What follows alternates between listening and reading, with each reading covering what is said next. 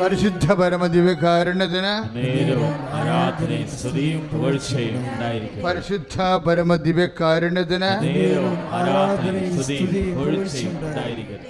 ഇതെല്ലാം ഇങ്ങനെ നമ്മൾ ഇപ്പോൾ ഉപ്പിട്ട് പ്രാർത്ഥിക്കുക, തൈലം പൂശി പ്രാർത്ഥിക്കുക. ഇപ്പം ആ ചേട്ടൻ തന്നെ വേറൊരു സാക്ഷ്യം പറഞ്ഞില്ലേ? എന്നാ പറഞ്ഞത്?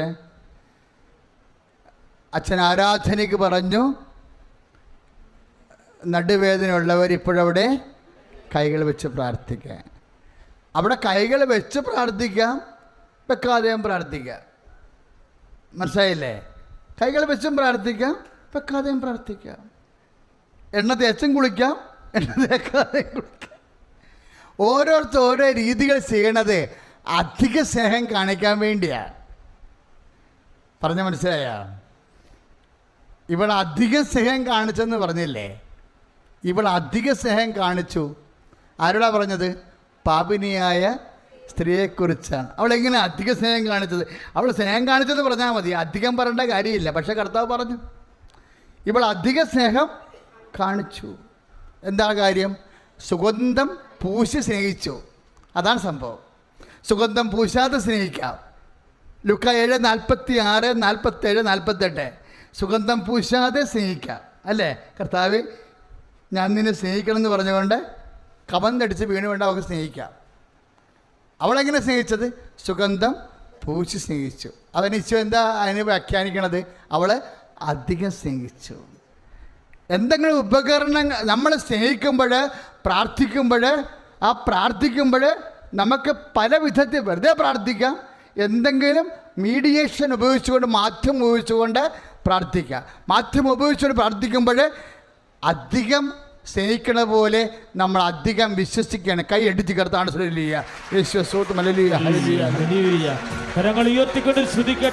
പരിശുദ്ധ നേരവും ആരാധനയും സ്തുതിയും പുകഴ്ചയും ഉണ്ടായിരിക്കട്ടെ. പരിശുദ്ധ പരമദിവ്യകാരുണ്യത്തിന് നേരവും ആരാധനയും സ്തുതിയും പുകഴ്ചയും ഉണ്ടായിരിക്കട്ടെ. ഇസ്രയേലിൽ മനോഹരമായ ഒരു പാരമ്പര്യമുണ്ട്. അവിടുന്ന് തൻ്റെ വിശക്കുന്നവരെ സദ്വിഭവം കൊണ്ട് സംതൃപ്തരാക്കിയെന്ന് പറഞ്ഞതുകൊണ്ട് ഞാൻ പറഞ്ഞതാണ്. നമ്മൾ സങ്കീർത്തനങ്ങൾ വായിക്കുമ്പോൾ, പ്രത്യേകിച്ച് സങ്കീർത്തനം 23:5,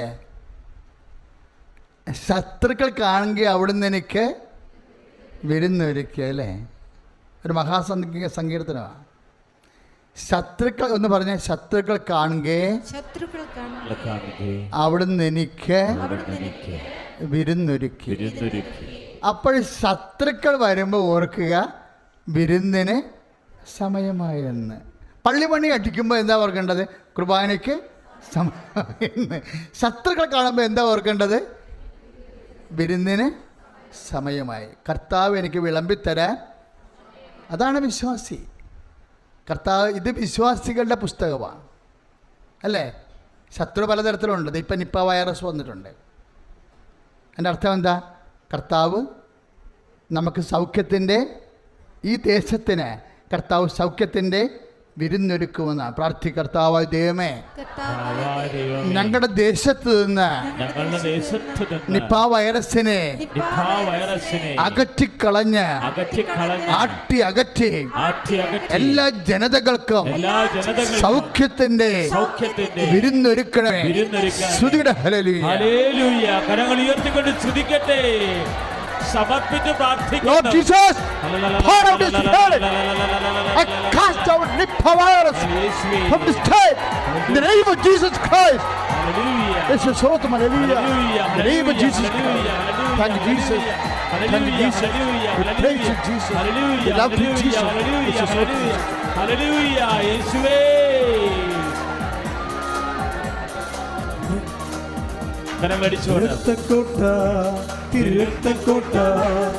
രക്തക്കോട്ട ഞങ്ങൾക്ക് ചുറ്റും പടുത്തുയർത്തണമേ. ശക്തന്മാരാം ദൂതന്മാരെ ഞങ്ങൾക്ക് ചുറ്റും കാവലിനായി നൽകിയിടണമേ. രക്തക്കോട്ട, തിരുരക്തക്കോട്ട രക്തക്കോട്ട ഞങ്ങൾക്ക് ചുറ്റും പടുത്തുയർത്തണമേ. ശക്തന്മാരാം ദൂതന്മാരെ ഞങ്ങൾക്ക് ചുറ്റും കാവലിനായി നൽകിയിടണം. കരങ്ങൾ ഉയർത്തി. രക്തം രക്തം ആമേൻ. യേശുവിൻ രക്തം ആമേൻ. മോചനമേകും ആമേൻ. യേശുവിൻ രക്തം. ഹല്ലേലൂയ. രക്തം രക്തം എല്ലാവരും യേശുവിൻ രക്തം മോചനമേകും യേശുവിൻ രക്തം. പരിശുദ്ധ പരമദിവ്യകാരുണ്യത്തിന് നേരവും ആരാധനയും സ്തുതിയും പുകഴ്ചയും ഉണ്ടായിരിക്കട്ടെ. പരിശുദ്ധ പരമദിവ്യകാരുണ്യത്തിന് നേരവും ആരാധനയും സ്തുതിയും പുകഴ്ചയും ഉണ്ടായിരിക്കട്ടെ. പ്രിയപ്പെട്ടവരെ, ഇസ്രായേലിലെ വിരുന്നുമായി ബന്ധപ്പെട്ട് വലിയൊരു വിശുദ്ധ പാരമ്പര്യത്തിൽ നിന്നാണ് ദാവീദ് സങ്കീർത്തനം എടുത്തിരിക്കുന്നത്. എന്തുകൊണ്ടാണ് ഈ ശത്രുക്കൾ കാണുകെ എനിക്ക് അവിടുന്ന് വിരുന്നൊരുക്കണമെന്ന് പറഞ്ഞില്ലേ? അതായത് ഒരാളെ കൊല്ലാൻ വേണ്ടി ഒരു ശത്രു ഓടിച്ചെന്ന് വിചാരിക്കുക, ഓടിച്ച് അവനെ വാളൂരി വെട്ടിക്കൊല്ലാൻ വേണ്ടി അവൻ്റെ പുറകെ വീണ് ഓടുക. അപ്പോൾ അവൻ പ്രാണരക്ഷാർത്ഥം ഓടി ഏതെങ്കിലും ഒരു വീട്ടിൽ കയറണമെന്ന് വിചാരിച്ചു, അഭയത്തിന്.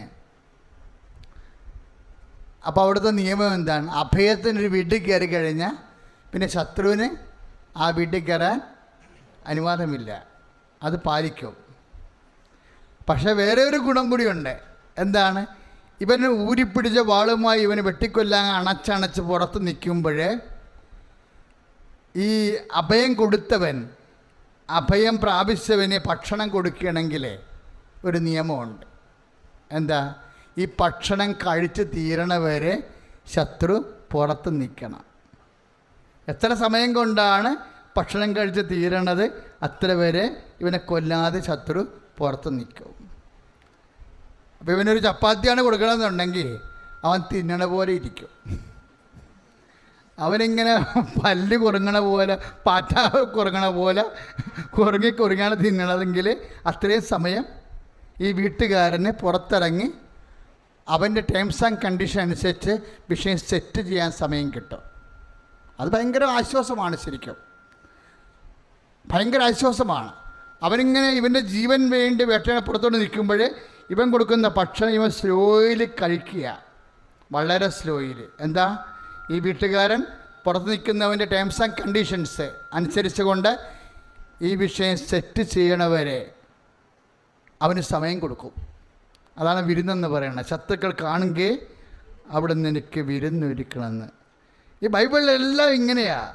മഹാപ്രഭൗണ്ട് ട്രഡീഷനിൽ നിന്നാണ് ദൈവാനുഭവം എടുത്തിരിക്കണതെല്ലാം. അവൻ എത്രയും സ്ലോയിലാണ് ഈ ചപ്പാത്തി കഴിച്ച് തീരണമെന്നുണ്ടെങ്കിൽ 12 മണിക്കൂർ എടുത്താൽ അവൻ സമ്മതിക്കത്തില്ല. ഇവൻ കൊല്ലാൻ വേണ്ടി കൊടുക്കുമ്പോൾ അത്രയും പ്രശ്നമില്ലേ ആയിരിക്കത്തില്ലേ? അപ്പോൾ അതിന് പറ്റുന്ന ഇക്വാലൻ്റ് ആയിട്ടുള്ള ഒരു പരിഹാരം ഈ വീട്ടുകാരൻ ചെയ്തു കൊടുക്കും.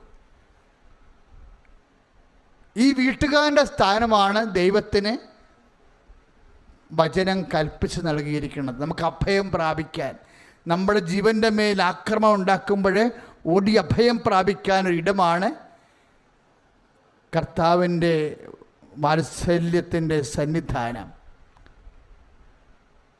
അപ്പോഴും നമ്മളത് കഴിച്ചു തീരണതിനുള്ളിൽ ദൈവം നമുക്ക് വേണ്ടി ഒരു പരിഹാരം ഉണ്ടാക്കും. നമ്മൾ വെട്ടാൻ ഓടിച്ചിരിക്കുന്ന ശത്രുവായാലും, ജോലിയില്ലാത്ത അവസ്ഥയുടെ നിന്ന് വരുന്ന കടമായാലും, ഇതെല്ലാം നമുക്ക് നമ്മളെ മനസ്സിൻ്റെ സമാധാനം നഷ്ടപ്പെടുത്തി കളയണ ശത്രുക്കളാണ്. രോഗം മാത്രമല്ലല്ലോ, സാധാരണ ശത്രുക്കൾ മാത്രമല്ലല്ലോ, എല്ലാം ശത്രുവല്ലേ. ശത്രു എന്ന് പറയുന്നത് നമ്മൾക്ക് ഓപ്പോസിറ്റായിട്ട് എതിരായിട്ട് വരണ എല്ലാം, സമാധാനം നഷ്ടപ്പെടുത്തുന്ന, സുരക്ഷിതം നഷ്ടപ്പെടുത്തുന്ന എല്ലാം ശത്രുവാണ്. ഇപ്പം നമ്മുടെ കടം നമ്മുടെ ശത്രുവാണ്, നമുക്ക് ജോലിയില്ലാത്ത അവസ്ഥ നമ്മുടെ ശത്രുവാണ്, നമുക്ക് സൗഖ്യമില്ലാത്ത അവസ്ഥ നമ്മുടെ ശത്രുവാണ്.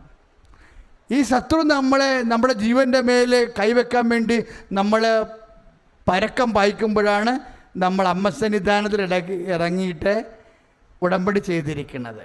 ഉടമ്പടി ഒരു സ്വർഗീയ വിരുന്ന് പോലെയാണ് വർക്ക് ചെയ്യണത്. ഈ ഉടമ്പടി ഇരിക്കുന്നിടത്തോളം കാലം ശത്രുവിന് നിന്നെ തൊടാൻ പറ്റത്തില്ല. നീ ഉടമ്പടി ഇരിക്കുന്നിടത്തോളം കാലം പരിശുദ്ധ അമ്മ പുറത്തിറങ്ങി നിൻ്റെ ശത്രുവുമായിട്ട് കോംപ്രമൈസ് ചെയ്തിട്ട് അവന് കൊടുക്കാനുള്ള കൊടുത്തിട്ട് നിന്നെ റിലീവ് ചെയ്യും. അതാണ് സാക്ഷ്യം പറയണം നമ്മൾ. അതാണ് ഉടമ്പടി ഇട്ട് കഴിയുമ്പോൾ ചില ആൾക്കാർ എന്നോട് ചോദിക്കുകയെ, അച്ഛാ 1 കൊല്ലം കഴിഞ്ഞാൽ എന്ത് ചെയ്യണമെന്ന്. ഞാൻ പറഞ്ഞു, 1 കൊല്ലം കഴിഞ്ഞ ഉടമ്പടി ഞങ്ങൾക്ക് പ്രത്യേക നിബന്ധനയില്ല, നിങ്ങൾ ആ ഉടമ്പടിയിലാണ്. നിങ്ങൾ ഉടമ്പടി റദ്ദ് ചെയ്തെന്ന് പറഞ്ഞു കഴിഞ്ഞാൽ ചില സമയത്ത് നിങ്ങളുടെ സുരക്ഷിതത്വം, നിങ്ങൾക്ക് ദൈവത്തിന് ഈ വിഷയം സെറ്റ് ചെയ്യാനുള്ള എന്തെങ്കിലും വിഷയം നിങ്ങൾ അലംഭാവം കാണിക്കുകയാണെന്നുണ്ടെങ്കിൽ ആധ്യാത്മികമായിട്ട് നിങ്ങൾക്ക് ചില നഷ്ടങ്ങൾ വരും. അതുകൊണ്ട് പറയും, നിങ്ങൾ ഇവിടെ വന്നില്ലെങ്കിലും കുഴപ്പമില്ല, പക്ഷെ നിങ്ങൾ ദൈവത്തോട് ചെയ്തിരിക്കുന്ന ഉടമ്പടിയിൽ വിശുദ്ധിയോടെ നിങ്ങൾ ജീവിക്കണം. അതാണ് എൻ്റെ കറക്റ്റ് കാര്യങ്ങളെന്ന് പറയുന്നത്. അപ്പോൾ നമ്മളെപ്പോഴും എന്താ, അതൊരു സംരക്ഷണമാണ്. എന്താ കാര്യം? ശത്രുക്കൾ കാണുമെങ്കിൽ നിങ്ങൾക്ക് ഒരുക്കിയിരിക്കുന്ന വിരുന്നാണിത്. ഇപ്പം നിൻ്റെ മകൻ്റെ അഡ്മിഷൻ ആയാലും ശരി, നിൻ്റെ മകൻ്റെ ജോലി ആയാലും ശരി. ഇപ്പോൾ IIT എന്നൊരു സാക്ഷ്യം വന്നില്ലേ? ഇപ്പോൾ 3IT എന്ന് പറഞ്ഞാൽ എന്താ? ഇക്വാലൻ്റ് ആ സഹോദരൻ പറഞ്ഞില്ലേ, ഇറ്റ് ഈസ് ഈക്വാലൻ്റ് IIT എന്നാണ്. IIT, IAS, IAM അല്ലേ, നാഷണൽ ടെക്നിക്കൽ സയൻസാണ് അതെല്ലാം വരുന്നത്. സയൻസിൽ, കമ്പ്യൂട്ടർ സയൻസിൽ IIT ദേശീയ പ്രാധാന്യമുള്ള ഉപരിപഠന കേന്ദ്രമാണ്. IIM പോലെ, എക്കണോമിക്സിൽ IIM പോലെ, അഡ്മിനിസ്ട്രേഷനിൽ IAS പോലെയാണ് IIT, അതുപോലെയാണ് 3IT. അപ്പോൾ അദ്ദേഹത്തിന് ഇവിടെ തന്നെ ജോലി വേണമെന്ന് അദ്ദേഹത്തിൻ്റെ ആഗ്രഹം, അപ്പറ്റൈറ്റ് അതാണ്. പക്ഷേ അദ്ദേഹത്തിന് എക്സ്പീരിയൻസ് ഇല്ല. അതേക്കാൾ എക്സ്പീരിയൻസും ക്വാളിഫൈഡുമായിട്ടുള്ള ആൾക്കാരുടെ മുമ്പ് മത്സരിക്കുമ്പോൾ എന്താണ് അദ്ദേഹത്തിൻ്റെ ആസ്തി? എന്താണ്? അമ്മയിലുള്ള ആശ്രയം മാത്രമേ ഉള്ളൂ. അപ്പോൾ അദ്ദേഹത്തിൻ്റെ ഒപ്പോണൻസിൻ്റെ മുമ്പിൽ അദ്ദേഹത്തിന് വിരുന്നൊരുക്കുകയാണ്. ഉടമ്പടി എന്ന് പറഞ്ഞാൽ എന്താ വർക്കൗട്ട് ചെയ്യണത്? Not by merit but by grace. അതാണത്. ഉടമ്പടി എന്ന് പറഞ്ഞാൽ എന്താണ്? Ephesians 2:8 എന്താണത്? നിൻ്റെ യോഗ്യതയിലല്ല, എൻ്റെ കൃപയാലാണ്. അപ്പോൾ അത് സ്വാഭാവികമായിട്ട്, അതുകൊണ്ട് എത്ര തരത്തിലുള്ള പലതരത്തിലുള്ള പരാധീനതയുള്ളവർക്കും അമ്മയെ നിൻ്റെ ജീവിതത്തിൽ കക്ഷി ചേർക്കാൻ പറ്റിയ ഏറ്റവും വലിയ വിരുന്നാണ് ഉടമ്പടി. ശരിക്കും പറഞ്ഞാൽ ഞാൻ ഉള്ള കാര്യം കറക്റ്റായിട്ട് പറയുകയാണ്. സഭ ഈ ഉടമ്പടിയെക്കുറിച്ച് പഠിക്കേണ്ട ഒരു കാലമാണ് വരാൻ പോണത്. ഇന്നത്തെ കാലത്ത് സഭയെ നിലനിർത്താനും സംരക്ഷിക്കാനും കുടുംബ പ്രാർത്ഥനയും കൗദാശ ജീവിതവും ജീവിത വിശുദ്ധിയും ജീവിത ശക്തിയും സംരക്ഷണവും മനുഷ്യന് ലഭിക്കാൻ പറ്റുന്ന ബൈബിൾ പദ്ധതിയാണ് ഇക്കാലത്ത് അമ്മയിലൂടെ റിവൈവ് ചെയ്തുകൊണ്ടിരിക്കുന്നത്. ഇതെല്ലാം ചെന്ന് അവസാനിക്കുന്നത് സമയഘടികാരവുമായി നെഞ്ചു ചാർത്തി പ്രത്യക്ഷപ്പെട്ട പരിശുദ്ധ അമ്മയെക്കുറിച്ചുള്ള ആ പ്രത്യക്ഷീകരണത്തിൻ്റെ പഠനത്തെ സഭ കൂടുതൽ ഗൗരവമായി കാണാൻ വേണ്ടിയുള്ള അടയാളങ്ങളാണ് നമ്മൾ കണ്ടുകൊണ്ടിരിക്കുന്നത്. കൈ അടിച്ചു കിടത്താണ്. കരങ്ങൾ ഉയർത്തിക്കൊണ്ട് സ്തുതിക്കട്ടെ. അമ്മേ, പരിശുദ്ധതേ മാതാവേ, കൃപാസനത്തിൽ പ്രത്യക്ഷയായ പരിശുദ്ധമ്മേ, ഞങ്ങളുടെ ജീവിതത്തെ സമർപ്പിച്ച് പ്രാർത്ഥിക്കുന്നു. അമ്മയുടെ തിരുമുമ്പിൽ ഞങ്ങൾ നൽകിയ ഉടമ്പടി നിയോഗങ്ങൾ സമർപ്പിച്ച് പ്രാർത്ഥിക്കുന്നു. സമയ സന്ദർഭങ്ങളുടെ മേൽ അധികാരമുള്ള അമ്മേ, ഞങ്ങളുടെ ജീവിതത്തിന് സംരക്ഷണം നൽകണമേ. என்னுடைய பேர் லாலி. நான் கன்னியாகுமரி மாவட்டம் குளச்சல்ல இருந்து வரேன். இது என்னுடைய மகன் எபிசன் ரோஸ். இது என்னுடைய ஹஸ்பண்ட் ஜான் ரோஸ். நான் 5/6/2022 ஜூன் மாதம் 5ஆம் தேதி 2022 முதல் இங்கே உடன்படி எடுத்திருக்கேன். இதுக்கு முன்னாடி நான் ஒரு சாட்சி சொல்லியிருக்கேன். இது 2வது தடவை நான் சாட்சி சொல்கிறதுக்கு தேவமாதா எனக்கு உதவி செய்திருக்காங்க. ஏசப்பா எனக்கு நிறைய உதவி செய்திருக்காங்க. கோடான கோடி நன்றி சொல்கிறேன்.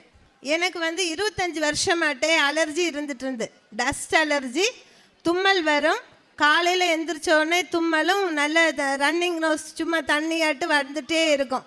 அப்போ எங்கே போய் ஹாஸ்பிட்டலில் மருந்து வாங்கினாலும் ஏதாவது விட்டமின் B காம்ப்ளெக்ஸ் குறைவாக இருக்குது, அந்த மாதிரி ஏதாவது சிரப்பு அப்படி ஏதாவது தருவாங்க. ஆனால் அதனால ஒரு நாளும் க்யூர் ஆனதே கிடையாது. நான் இங்கே உடன்படி எடுத்து நிறைய காரியம் வச்சுருக்கேன். ஆனால் இந்த காரியத்தை நான் வைக்கல உடன்படியில். ஆனால் எனக்கு அந்த உடன்படி வஸ்துக்கள் உப்பு, தேன், இந்த குருசு வரைக்கிறது எண்ணெய் வச்சு அப்படியெல்லாம் செய்யறது உண்டு. ஆனால் அது எப்போ எண்ணெய் விட்டு போச்சுன்னு தெரியாமையே அந்த நோய் இப்போ எனக்கு கிடையாது. காலையில் எழுந்திரிச்சு தும்மறதோ அல்லது ரன்னிங் ரோஸோ ஒன்றும் இல்லை. இப்போ அந்த நோய் என்னை விட்டு பூர்ணமாக குணம் ஆயிடுச்சு. 2வது, நான் ஒரு லெக்சரராட்டு வேலை பார்த்தேன் ஒரு பாலிடெக்னிக் காலேஜில். இப்போ அட்மிஷன் குறைவானதுனால அந்த காலேஜை என்ன செய்கிறாங்கன்னா க்ளோஸ் பண்ணுறாங்க. அப்போ க்ளோஸ் ஆகி 2023 க்ளோஸ் ஆயாச்சு. ஆனால் எங்களுக்கு வந்து கொஞ்சம் பேருக்கு சேலரி எல்லாம் கொடுக்கணும். அந்த சேலரி எல்லாம் கொடுக்காம அதை எப்படி இது பண்ணுறது, அந்த மாதிரி ஒரு இதில் பிஎஃப் எல்லாம் எங்களுக்கு போடாமல் அந்த அவங்க மேனேஜ்மெண்ட் செய்த தவறையெல்லாம் மறைக்கிறதுக்கு பிரயாசப்படும்போது வேறு யாரோ கொடுத்த கேஸ்னால எங்கள் பேரெல்லாம் அந்த பிஎஃப்பில் வந்துச்சு. அப்போ எங்களுக்கு அந்த சம்பளத்தை கொடுக்காம பிடிச்சி வச்சதும் இல்லாமல் எங்களுடைய சர்டிஃபிகேட்டு தரமாட்டோன்னு சொல்லியிருந்தாங்க. அப்போ இந்த சர்டிஃபிகேட்டு அவங்க இந்த காலேஜை க்ளோஸ் பண்ணுறதுனால இனி நான் வந்து எங்கள் பிரின்ஸிபால் வரைக்கும் தான் எனக்கு தெரியும். அதுக்கு மேலே மேனேஜ்மெண்ட் சேர்மேன் கிட்ட எல்லாம் போகணுன்னா நிறைய டிஸ்டன்ஸ் வேறு தூர இடத்துக்கு தான் போய் வாங்கணும். அப்படியெல்லாம் சர்டிஃபிகேட் வாங்க முடியாது. அப்போ நான் என்றைக்குமே நினைப்பேன், ஆண்டவரே எப்போவுமே ஏதாவது இப்படி கஷ்டங்கள் வந்தாலும் சரி ஏசப்பா சித்தம் போல் ஆகட்டு அந்த மாதிரி நினைப்பேன். ஆனால் நினச்சேன் ஏசப்பா தான் என்னை இவ்வளவும் படிக்க வச்சாங்க, இந்த சர்டிஃபிகேட்லாம் அவங்க தான் தந்தது. அப்போ நான் என் நிர்விசாரத்தினால இந்த சர்டிஃபிகேட்டை இழந்துடக்கூடாது அப்படின்னு சொல்லிட்டு கேட்கும்போது இப்போ பார்ப்போம், மேனேஜ்மெண்ட்டில் திட்டுவாங்க, நான் ஏதாவது செய்கிறேன் சொல்கிறேன் அப்படி தான் பிரின்ஸிபால் சொல்லுவாங்க. அந்த சர்டிஃபிகேட் தர்ற மாதிரி ஒன்றும் அவங்களுக்கு ஐடியாவே கிடையாது. அதுக்கு பிறகு நான் போன தடவை உடன்படிக்கை எடுத்து சாட்சியெல்லாம் சொல்லிட்டு போகும்போது அவங்கக்கிட்ட பேசும்போது எப்போவுமே காசு ரூபம் கையில் பிடிச்சிருப்பேன், உப்பு கொண்டு போவேன், ஜெபம் பண்ணிகிட்டே இருந்து தான் ஃபோன் பண்ணி கூட கேட்பேன், நீங்கள் ஏதாவது ஒரு ஹெல்ப் பண்ணுறீங்களா, சர்டிஃபிகேட் தாரீங்களான்னு கேட்கும்போது பிறகு ஒரு நாள் சொன்னாங்க, நீ இந்த மாதம் லாஸ்ட்டில் வந்து இந்த சர்டிஃபிகேட் வாங்கிக்கோ.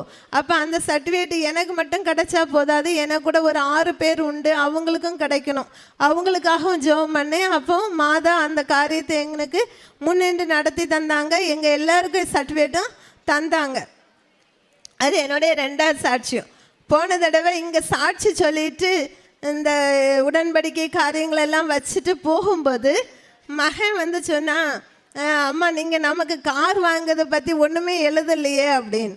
ஆக்சுவலாக எங்களுக்கு ஏற்கனவே ஒரு அம்பாசிடர் கார் இருக்குது, ஆனால் ரொம்ப பழைய கார். அப்போ அதை வந்து ரொம்ப நம்ம வந்து கொஞ்சம் ஹைட்டான இடத்துல எல்லாம் கொண்டு போனோன்னா கொஞ்சம் கஷ்டம். அப்போ அதெல்லாம் நினச்சிட்டு ரேராக தான் அந்த காரை யூஸ் பண்ணுவோம் நாங்கள். சரின்னு இந்த கார் எப்படி நமக்கு ஒன்று தேவை தான் அப்படின்னு நினச்சிட்டு காரை தேடி எங்கேயும் போயிட்டு வருவோம். கிட்ட நெருங்கி வந்த மாதிரி தான் இருக்கும். மாதா அம்மா எல்லா வழியும் திறந்து தருவாங்க, ஆனாலும் நம்மளாட்டு பயந்த மாதிரியோ ஏதாவது ஒரு காரியமாட்டு அந்த கார் வாங்கவே நடக்காது. எல்லா காரியமும் நம்ம நினைக்க மாதிரி எல்லா பாயிண்ட்டுமே கரெக்டாக இருக்கும், ஒரு சில பாயிண்ட்டுக்குள்ள ஒத்து வராது. அப்போ நான் ரொம்ப சங்கடமாட்டு டெய்லி போய் கார் பார்க்க போகிறது சும்மா வரதுமா இருக்குது.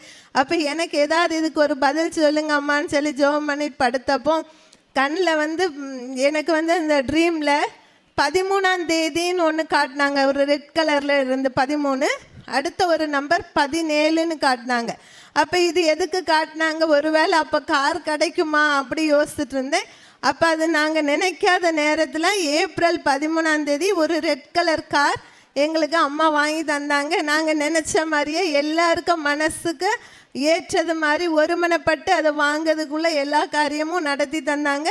அப்படி ஏப்ரல் 13ஆம் தேதி 2025 எங்களுக்கு ஒரு கார் அம்மா வாங்கி தந்திருக்காங்க. அவங்களுக்கு கோடி கோடி நன்றி. இனி இங்கே எபிசென்டோஸ் வந்து எம்இ படிக்கிறான், 2nd இயர் 3rd செமஸ்டர் எக்ஸாம்லாம் எழுதியிருந்தான். எப்பவும் எக்ஸாம் எழுத போகும்போது அவன் படித்ததில் கொஞ்சம் குறவு தான்.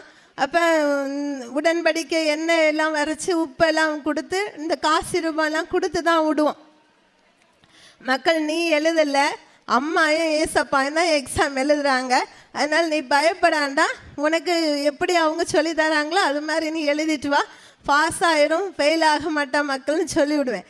அப்போ அதே மாதிரி இந்த தடவை எக்ஸாம் எழுதிட்டு வந்தபோது ஒரு அரியர் பேப்பர் ரிசல்ட் வரும்போது ஒரு சப்ளி கிடச்சிட்டு. அப்போ நான் நினைக்கிறேன் ஃபைனைட் எலிமெண்ட் அனாலிசிஸ்ன்னு அந்த சப்ஜெக்ட்டுக்கு பேர், அதை அடுத்து திரும்ப சொல்லி கொடுத்து அவனை எழுத வைக்கணுங்கிறது முடியாது. அப்போ நான் அம்மாட்ட சொன்னேன், நீங்கள் தான் அதை படித்து நீங்கள் தான் அவனுக்கு எழுதியிருக்கிறீங்க, நீங்கள் தான் பேப்பர் திருத்திருக்கீங்க, அப்போ இனி அவன் ஃபெயில் ஆகிட்டான்னு சொன்னால் நீங்கள் தான் அதை பாஸ் ஆக்கி தரணும், வேறு ஒரு வழியுமே எனக்கு தெரியல. அப்போ ரீவேல்யூஷன் நான் போடுறேன், நீங்கள் வந்து அவனுக்கு கொஞ்சம் கூடுதல் மார்க் கொடுத்து பாஸ் ஆக்கி தரணும்னு கேட்டிருந்தேன். அப்போ அதே மாதிரி அவன் ஃபெயிலான சப்ஜெக்டில் B+ கிரேட் போட்டு அவனுக்கு பாஸ் ஆகி வந்தது. ஜஸ்ட் பாஸ் பண்ணியிருந்தா B தான் போட்டிருக்கணும். அதை விட 10 பாயிண்ட்ஸ் கூட போட்டு B+ல அவனுக்கு பாஸ் ஆக்கி தந்தாங்க. அது கோடான கோடி நன்றி சொல்லிக்கிட்டேன்.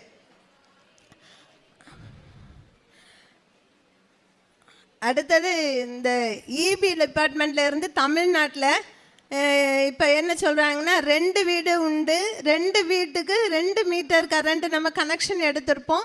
டேக்ஸ் முனிசிபாலிட்டிஸ்க்கெலாம் அப்படி தான் நம்ம டேக்ஸ் அடைப்போம். ஆனால் அவங்க வந்து ஓனர் தான் பயன்படுத்துகிறாங்க, ரெண்டுக்கு விட்டுருக்க மாதிரி தெரியல. அந்த மாதிரி இஷ்யூ ஏதாவது இருந்ததுன்னா இந்த 2 மீட்டரையும் 1 மீட்டராட்டு கணக்கு பண்ணணும்னு சொன்னாங்க. ஆனால் எங்கள் வீட்டில் அப்படி கிடையாது. 2 வீட்டுக்குமே தனித்தனி மீட்டர், தனித்தனி ஆட்கள் தான் இருக்காங்க. ஆனால் கவர்மெண்ட்லேருந்து இல்லை உங்களுக்கு மெர்ஜ் பண்ணியிருக்கோம், அப்படி மெர்ஜ் பண்ணிடுவோம் அப்படி சொல்லி தான் ஒரு மெயில் வந்தது.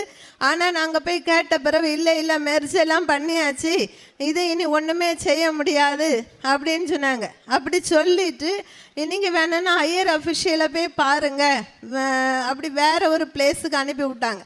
அப்போ அங்கே இந்த உடன்படி உப்பெல்லாம் கொண்டு போனேன், ஜெபம் பண்ணிட்டு போனேன். அப்போ எங்கே போனாலுமே அதுக்கு வந்து பாசிட்டிவாகிட்டு சரி இல்லை அப்படி இல்லை நாங்கள் செய்து தரோன்னு யாருமே சொல்லலை. எல்லா 2-3 ஆஃபீஸ்லேயும் அதெல்லாம் முடியாது, சரி நாங்கள் வந்து பார்க்குறோன்னு சொன்னாங்க. நாங்கள் எப்போமாவது ஒருக்கா இன்ஸ்பெக்ஷனுக்கு வருவோம், நீங்கள் அப்போ பார்ப்போம், எல்லாம் ஆயத்தமாக இருக்கணும் அப்படின்னு. அப்படி ஒரு 4-5 தடவை இன்ஸ்பெக்ஷனுக்கு வந்தாங்க. இப்போ கடவுள் சகாயிச்சு அப்படி ஒரு திட்டமே இனி இல்லை. அந்த மாதிரி ஒரு சூழ்நிலைக்கு அம்மா கொண்டு வந்திருக்காங்க.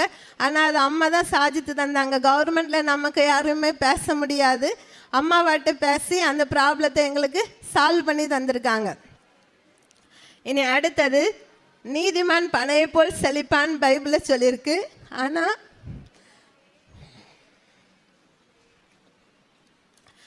நான் இருக்க இடத்துல என்ன ஆண்டவர் அப்படி தான் ஆசீர்வதிச்சு வச்சிருக்கிறாரு. அப்போ இதனால் பொறாமப்படக்கூடிய மக்கள் வந்து பல விதமான உபத்திரவங்கள் தொல்லைகள் எல்லாம் தருவாங்க. ஆனால் அதெல்லாம் ஒன்றுமே கண்டுக்கிட்டதில்லை. ஏன்னா கண்டுக்க வேண்டிய சூழ்நிலையும் வந்ததில்லை. ஏசப்பா எல்லாமே தாங்கி நடத்திடுவாங்க. அடுத்தது இந்த போன வருஷம் நான் சாட்சி சொன்னது, எனக்கு ஹஸ்பண்டுக்கு ரொம்ப முடியாமல் இருந்தது.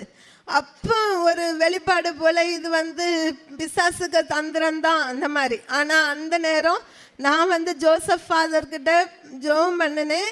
அவங்க தலையில் கை வச்சு ஜெபம் பண்ணி காசு ரூபாயெல்லாம் கொடுத்து விட்டாங்க.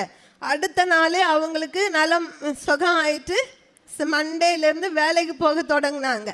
அப்போ இந்த மாதிரி காரியங்கள் தொடர்ந்து நடக்கும்போது நான் போன தடவை உடன்படிக்கை வரும்போது நான் எழுதினேன், யாரெல்லாம் இது மாதிரிப்பட்ட காரியங்கள் எல்லாம் எங்களுக்கு விரோதமாக செய்கிறாங்களோ பக்கத்தில் தான் இருக்காங்க, இருந்தாலும் தேவ ஸ்நேகம் இல்லாமல் என்னால் அவங்களுக்கு ஒரு பிரச்சனையும் இல்லை, இருந்தும் இது மாதிரி உபத்திரம் செய்கிறனால எனக்காக அம்மா நீங்கள் போராடணும், எங்களை பாதுகாக்கணும் அப்படின்னு சொல்லி ஜெபம் பண்ணியிருந்தேன்.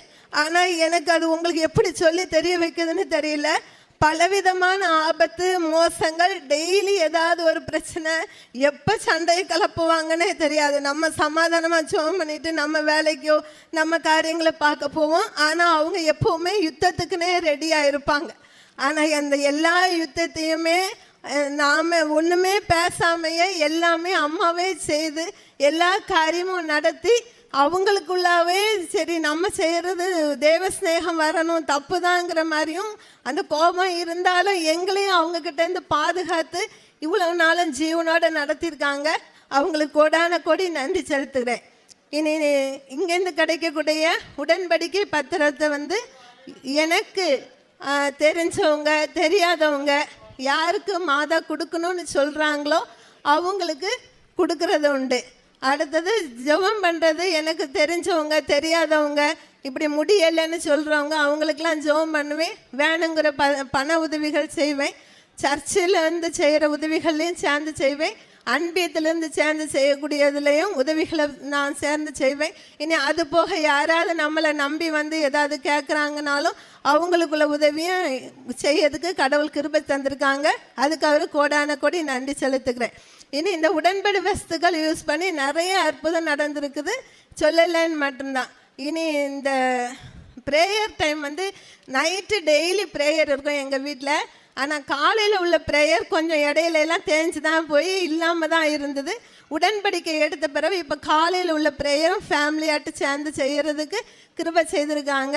கிருபாசன அம்மைக்கும் ஏசப்பாய்க்கும் கோடி கோடி நன்றி செலுத்துக்கிறேன்.